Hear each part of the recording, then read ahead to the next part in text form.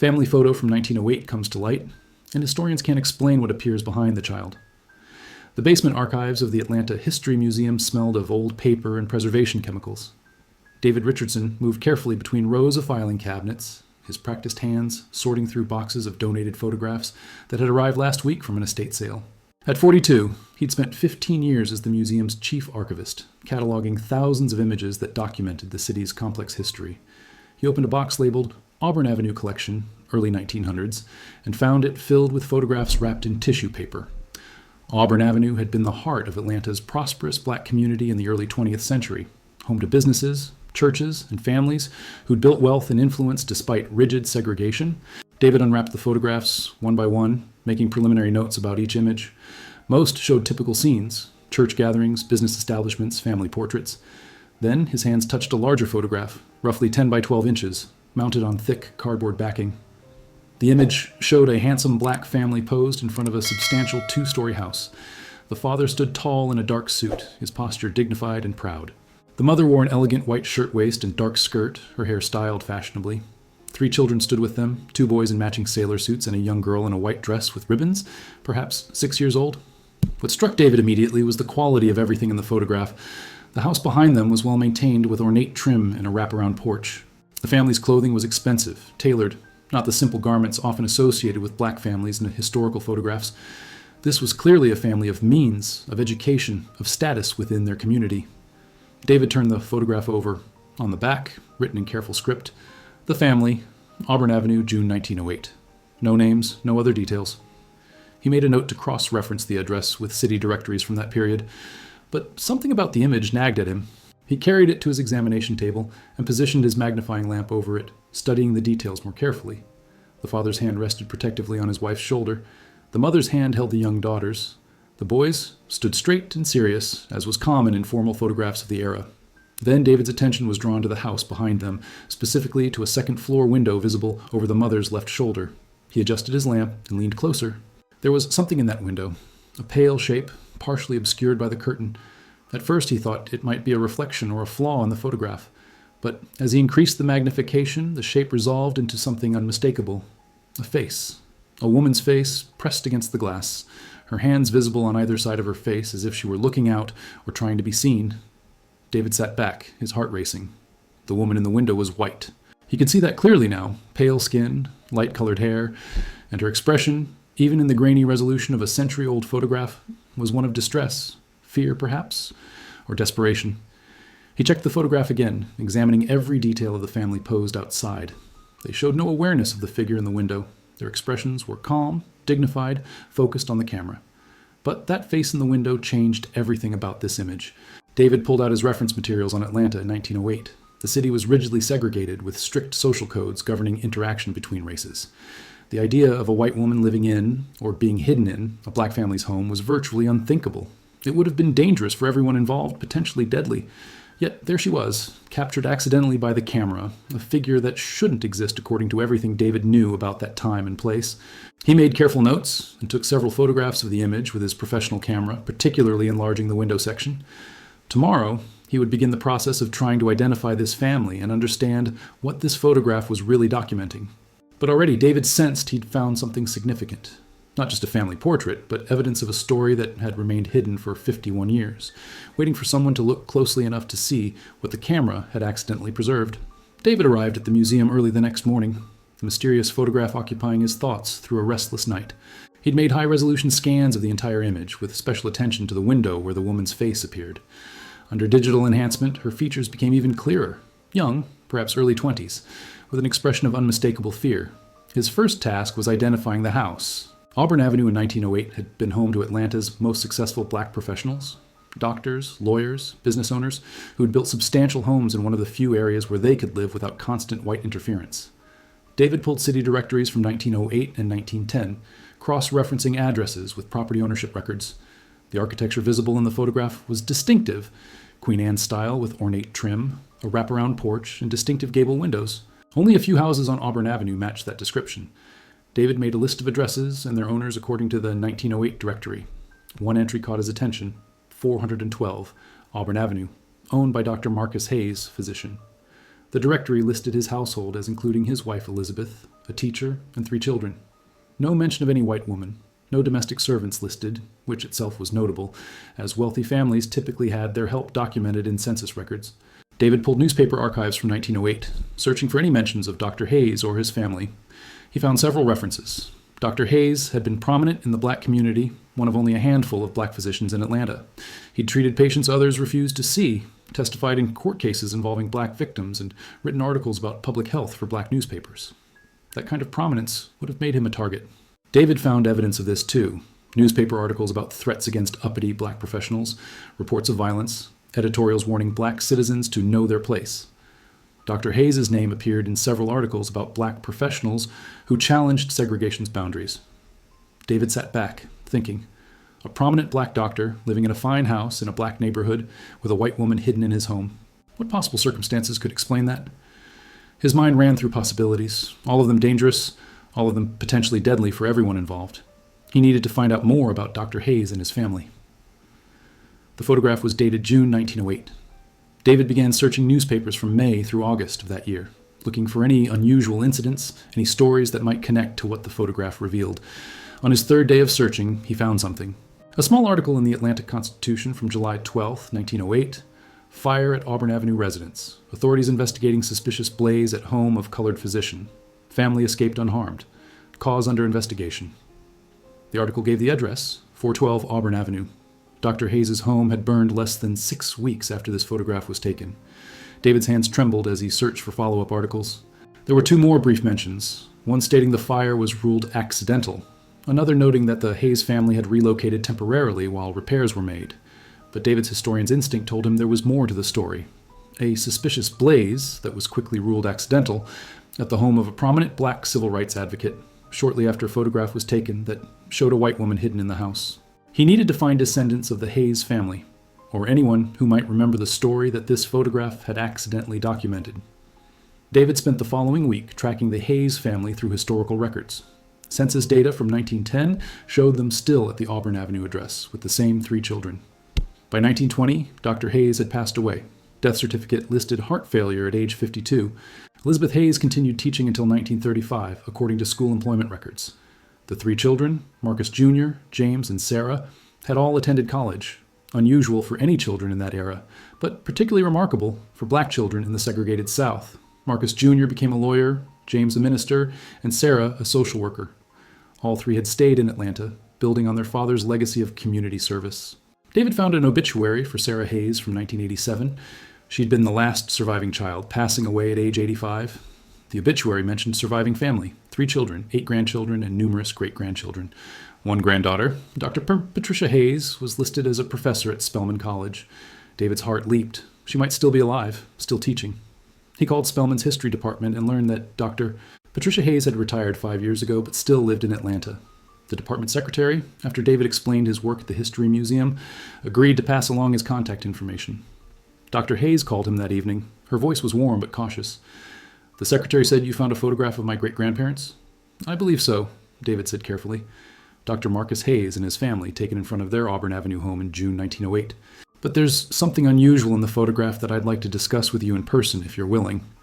There was a pause. "Unusual how?" "I'd rather show you," David said. "It's something that raises questions about what was happening in your great-grandfather's household that summer. Historical questions that I think you might be able to help me understand." They agreed to meet the next day at the museum.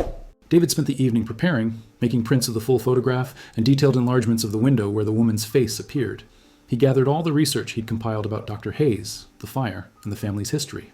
Dr. Patricia Hayes arrived promptly at 10 o'clock. She was a woman in her 60s with the same dignified bearing David had noticed in the original family photograph. He led her to a private viewing room where he'd laid out the materials. "This is your great-grandfather's family," he said, showing her the photograph. Patricia leaned over it, her expression softening. "I've never seen this picture. My grandmother Sarah spoke about her childhood, but photographs were rare. They lost many possessions in a fire." She looked up sharply. "You mentioned something unusual?" David showed her the enlargement of the window. Patricia stared at it for a long moment, her face going pale. "Is that—" "A white woman," David confirmed. "In the second-floor window of your great-grandfather's house, visible in the background of this family portrait." I've researched extensively, and there's no record of any white person living in or working for your great-grandfather's household. Yet she's clearly there, and her expression suggests distress. Patricia sat down heavily. She was quiet for so long that David began to worry he'd upset her. Then she spoke, her voice barely above a whisper. My grandmother told me a story once when I was in college studying history. She made me promise never to repeat it while certain people were still alive, but everyone from that generation is gone now. She looked up at David. She said her father saved a white girl's life in 1908, and it nearly destroyed their family. Patricia Hayes pulled a small notebook from her purse, the kind academics carry everywhere. She flipped through pages of handwritten notes, clearly gathered over years of family history research. My grandmother Sarah was 6 years old in the summer of 1908, Patricia began. She was the youngest child, and by her own admission, she remembered events from that time with a child's clarity, the feelings more than the facts. But certain incidents stayed with her vividly. David pulled out his own notebook, ready to document everything Patricia shared. In May of 1908, a white man named Harold Garrett came to my great-grandfather's medical office late at night. This was highly unusual. White people didn't typically seek treatment from black doctors, and they certainly didn't come after hours. But Garrett was desperate. His daughter Anne had attempted suicide by swallowing poison. He couldn't take her to a white hospital or doctor because the circumstances were suspicious, and he feared legal consequences. Patricia's voice hardened. The circumstances were that Harold Garrett had been beating his daughter for months, trying to force her into a marriage with a business associate. Anne had refused, and he'd become increasingly violent. The suicide attempt was her way out. David felt sick. Your great-grandfather treated her? He saved her life. But in doing so, he saw the evidence of long-term abuse, broken bones that had healed incorrectly, scars, malnutrition.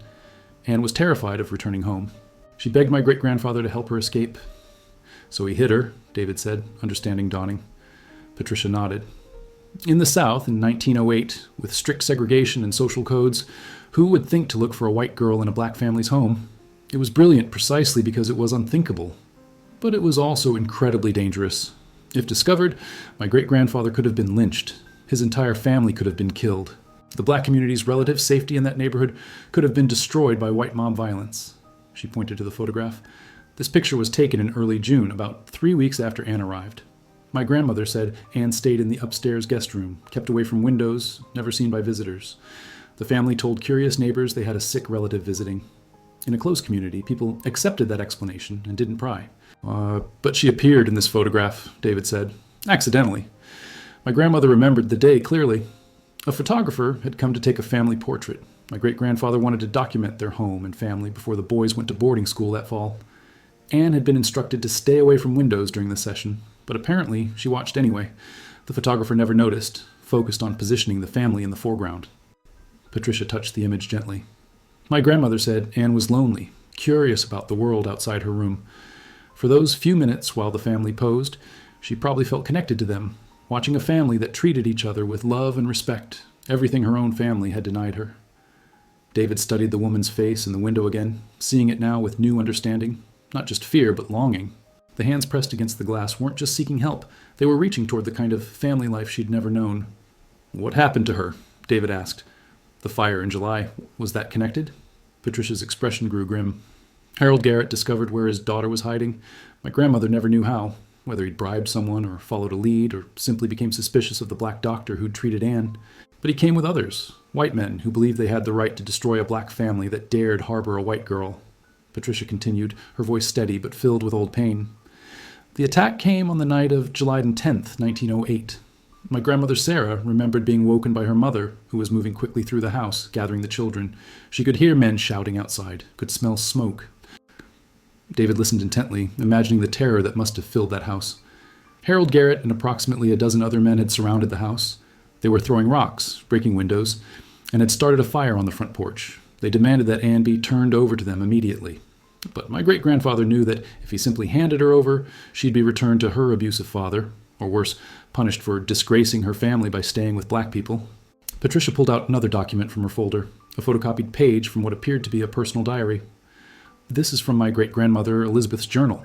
She rarely wrote about that night, but this entry is from a week afterward, when the family had temporarily relocated. She wrote, Marcus stood at the door and told those men that Anne Garrett was under his medical protection and would not be returned to an abusive household. They laughed at him, a black man speaking of rights and protection to white men, but he didn't move. David felt chills run through him, the courage that must have required. facing down a violent mob while protecting a white girl and his own family. The fire was spreading quickly, Patricia continued, but something unexpected happened. The black community responded. My grandmother said she remembered looking out the back window and seeing neighbors arriving, dozens of them, maybe over 100. Men and women from Auburn Avenue and the surrounding blocks, coming with buckets of water, with determination, with the understanding that if this family was destroyed, none of them were safe. They fought the fire and confronted the mob? David asked. More than that. Several of the men were veterans, had served in the Spanish-American War. They came armed and made it clear that burning this house would not be unopposed. The white mob hadn't expected organized resistance. They'd thought they could terrorize one black family without consequence. Patricia's voice filled with pride. My great-grandfather had earned immense respect in that community. He'd treated people regardless of their ability to pay, had stood up for civil rights, had helped families in crisis.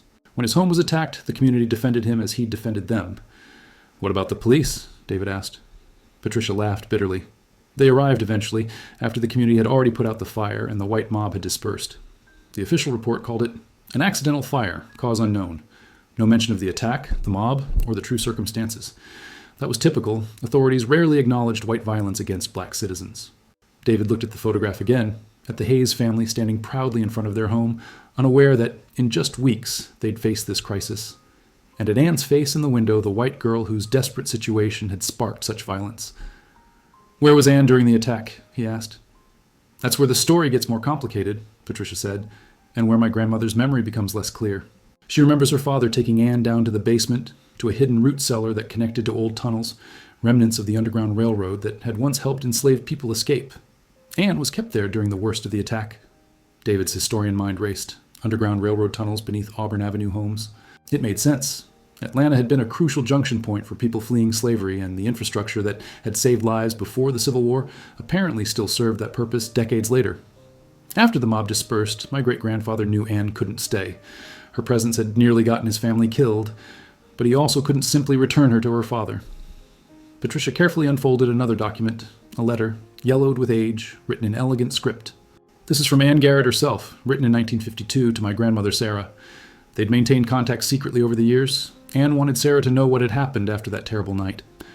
She handed the letter to David, who read it carefully. Dear Sarah, you were so young that summer I doubt you remember me clearly. But I remember you, a bright-eyed child who would sometimes peek into my room and smile at me, making me feel less alone.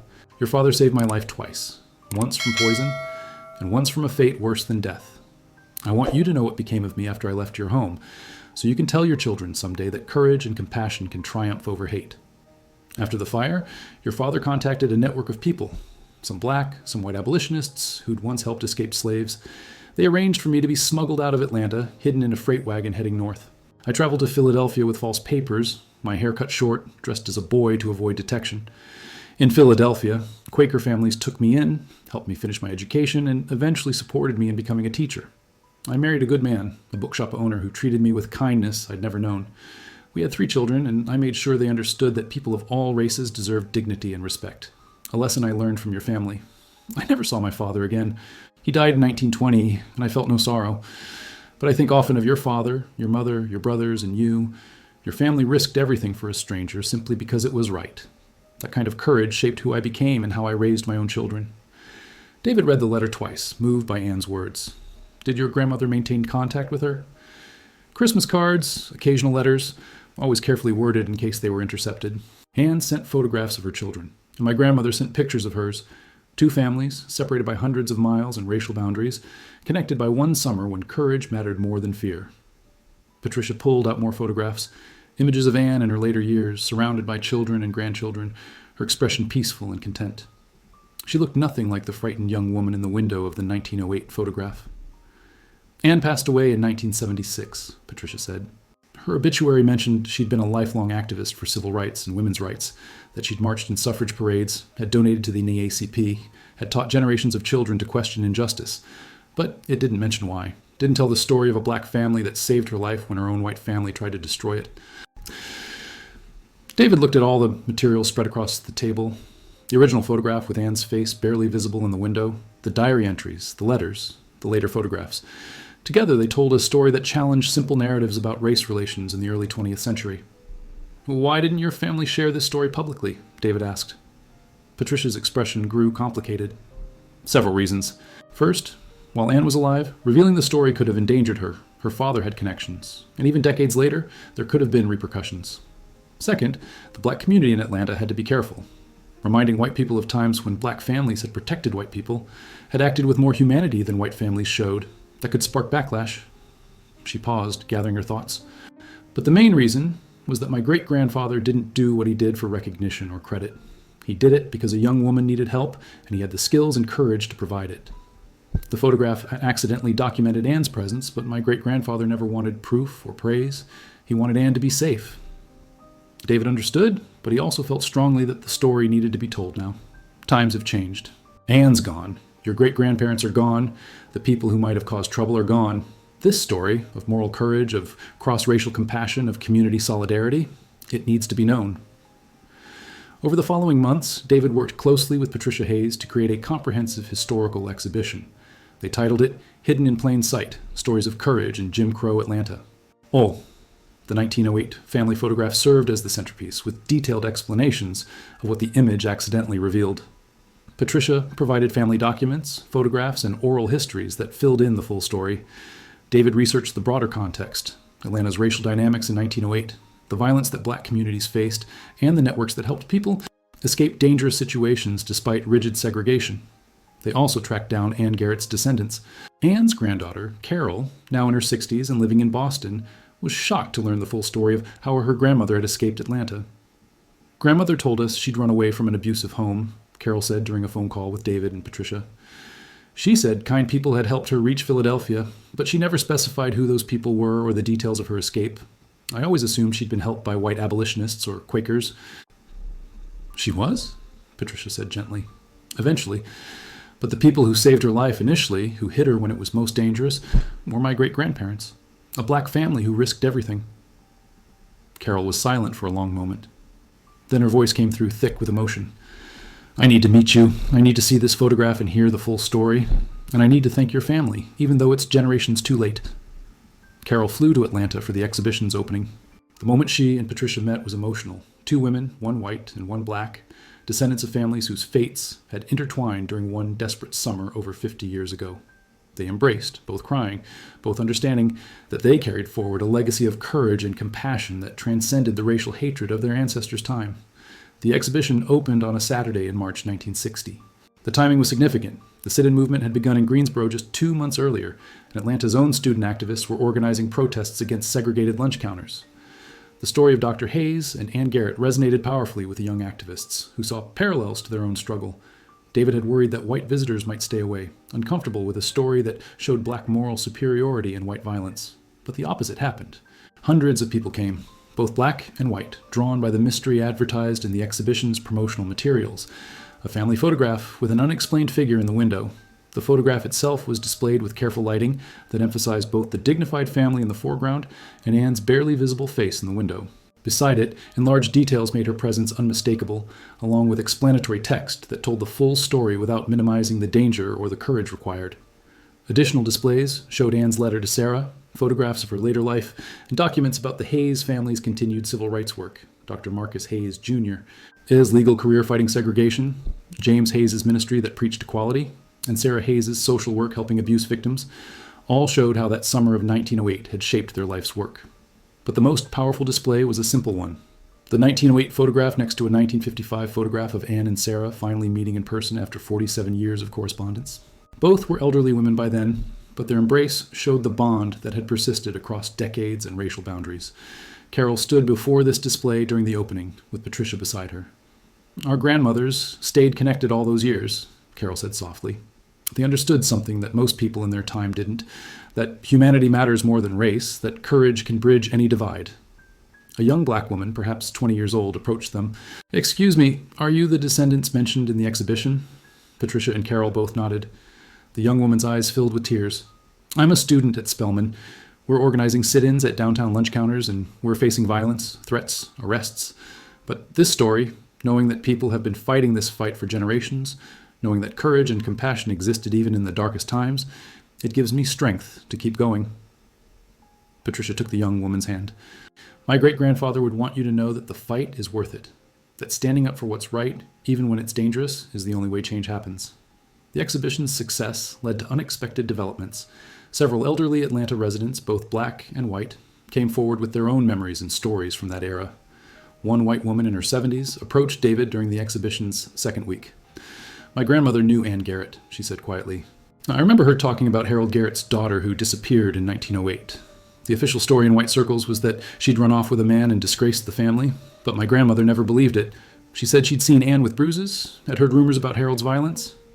The woman pulled out an old photograph.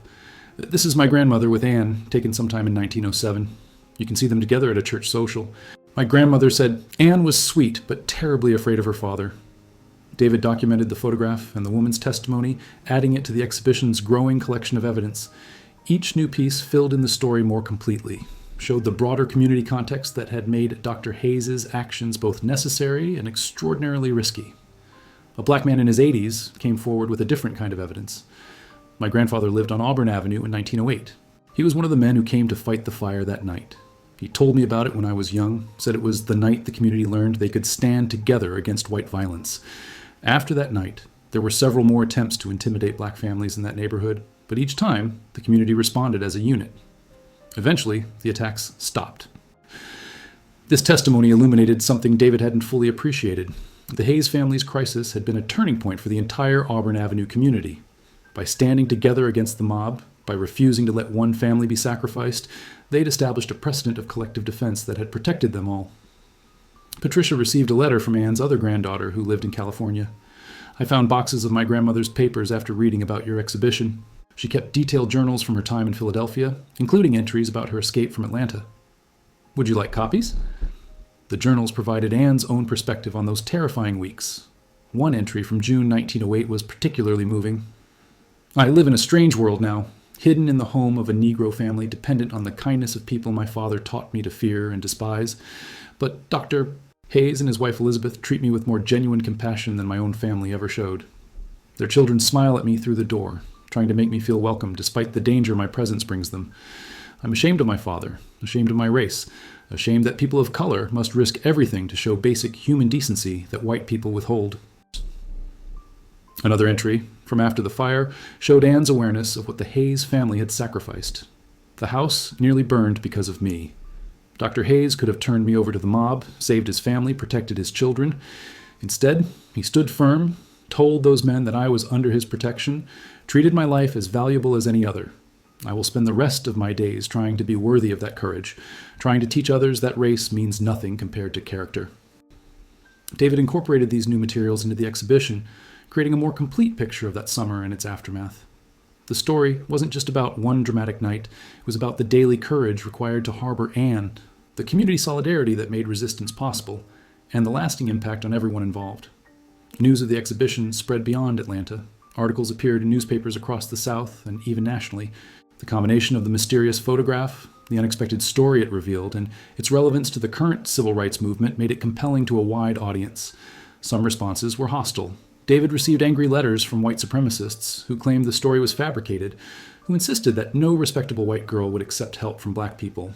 But far more responses were positive, people thanking the museum for telling a story that challenged simplistic narratives about the past.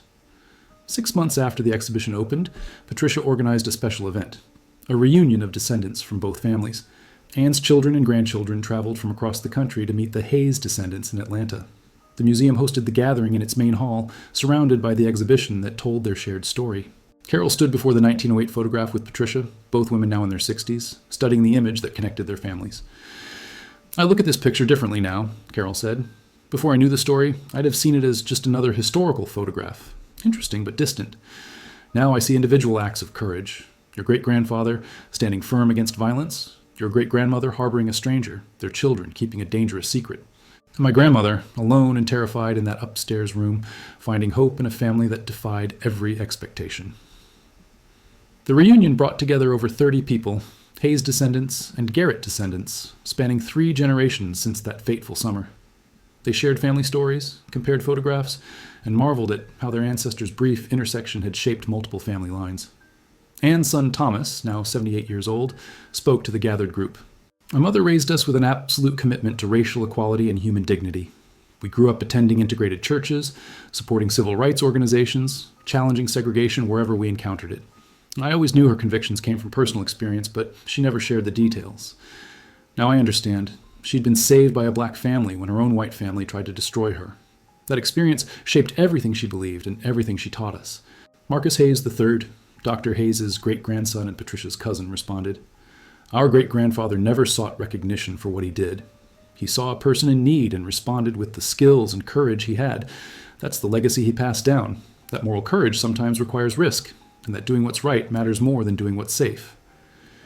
The younger generation asked questions, trying to understand a world so different from their own experiences. A great-great-granddaughter of Anne's, perhaps 16 years old, asked, "Why did the white community react so violently? It was just one girl being helped." Patricia answered thoughtfully, "In the Jim Crow South, the entire social system was built on maintaining racial hierarchy. White people were supposed to be superior in every way, morally, intellectually, socially. A black family demonstrating greater humanity and courage than white families challenged that entire system. Harold Garrett and the mob weren't just trying to retrieve one girl, they were trying to punish any challenge to racial supremacy." David had been documenting the reunion with photographs and audio recordings. The museum planned to create an oral history archive preserving these conversations for future researchers. As he watched the two families connect, sharing meals, exchanging contact information, making plans to stay in touch, he felt the profound significance of what the exhibition had accomplished. The 1908 photograph had spent over 50 years in obscurity, its secret hidden in plain sight. Anne's barely visible face in the window had gone unnoticed by countless people who might have glanced at the image without really seeing it. But now, because David had looked closely and Patricia had shared her family's story, that photograph had become a bridge connecting past and present, challenging assumptions, and honoring courage that had been deliberately hidden. Before the reunion ended, the families made a collective decision. They would establish a scholarship fund in honor of Dr. Marcus Hayes and Anne Garrett, supporting students who demonstrated commitment to civil rights and social justice. The fund would ensure that the legacy of courage from that summer of 1908 would continue to impact future generations. The exhibition, hidden in plain sight, ran for 18 months at the Atlanta History Museum, far longer than initially planned. Over 50,000 visitors saw it. The photograph of the Hayes family with Anne's mysterious presence in the window became one of the most reproduced historical images from the Jim Crow era. David published a scholarly article about the photograph and the story it revealed, which was picked up by history journals and textbooks. Educators across the country began using the image to teach students about the complexity of race relations in the early 20th century, showing that resistance, solidarity, and cross-racial compassion existed even in the darkest periods. Patricia Hayes retired from teaching at Spelman but continued to give lectures about her great-grandfather's legacy. She often brought Carol with her, and the two women became close friends, their bond echoing the connection their grandmothers had maintained across decades. People often think of civil rights history as beginning in the 1950s and 60s, Patricia would tell audiences. But this photograph proves that black people were fighting for dignity and justice long before that, and that some white people were brave enough to stand with them despite enormous personal risk. The scholarship fund established by the Hayes and Garrett descendants grew substantially, eventually supporting dozens of students pursuing degrees in law, social work, education, and activism. Each scholarship recipient learned the story behind the fund, the summer when a black family and a white girl defied the racial codes of their era and the courage that choice required. Anne's granddaughter Carol became an active supporter of the civil rights movement, attributing her activism directly to learning her grandmother's story. Knowing that my grandmother was saved by a black family, that her entire future depended on their courage, how could I not fight against racism in all its forms? I owe my very existence to Dr. Hayes and his family. The least I can do is continue their work. The photograph itself underwent conservation treatment and was eventually transferred to the permanent collection of the National Museum of African American History and Culture in Washington, where it remains on display. The placard beside it tells the full story, from Anne's appearance in the window to the fire that nearly destroyed the Hayes family, to the lifelong connection between the two families. David Richardson retired from the Atlanta History Museum in 1985, having spent over 40 years as an archivist. In interviews about his career, he always returned to the Hayes family photograph as his most significant discovery. Archivists and historians must look closely, he'd say. The most important stories are often hidden in plain sight, waiting for someone to notice a detail others missed. That face in the window changed everything, not just for me as a historian, but for two families who learned they were connected by courage, and for thousands of people who saw the photograph and understood that resistance and compassion have always existed, even when they've been deliberately hidden or forgotten. The photograph's impact extended beyond history books and museums. Artists referenced it in paintings and installations. Filmmakers used it as inspiration for documentaries about hidden histories. Teachers made it a centerpiece of lessons about moral courage and cross-racial solidarity. but perhaps the most profound impact was personal. Descendants of both families continued to gather every few years, maintaining the connection their ancestors had forged in crisis. Children who'd never met learned they were bound together by history, by courage, by the choices people made when faced with impossible situations. On the 50th anniversary of the exhibition's opening in 2010, an elderly woman approached the museum with a donation, a small leather journal that had belonged to Dr. Marcus Hayes. Inside were his private reflections from 1908, including this entry from the night of the fire. Tonight, my family nearly died for the decision to protect one frightened girl. Some might say it was foolish, that I should have turned her over to save my children, but what would I have taught them by choosing safety over justice? That some lives matter less than others? That courage means nothing when it becomes difficult? No. Tonight, we stood together, my family, Anne, and our community, and proved that humanity can overcome hate. Whatever tomorrow brings, my children will remember that their father chose what was right over what was easy. That is the only legacy that matters. The journal entry was added to the museum's collection, a final piece of evidence that Dr. Hayes had understood exactly what he was doing. Not just saving one girl, but teaching his children, his community, and future generations that courage matters most when it costs the most. The photograph remained what it had always been, a family portrait taken on an ordinary summer day. But it was also extraordinary, a document of resistance, of solidarity, of the mysterious woman in the window whose barely visible presence revealed a story of courage that had been hidden for 50 years, waiting for someone to look closely enough to see. And once seen, that story changed everything, for two families, for a city, for historians, and for anyone who understood that the most powerful acts of resistance often happen in secret, documented only by accident, preserved only by chance, but capable of inspiring generations once their truth is finally revealed.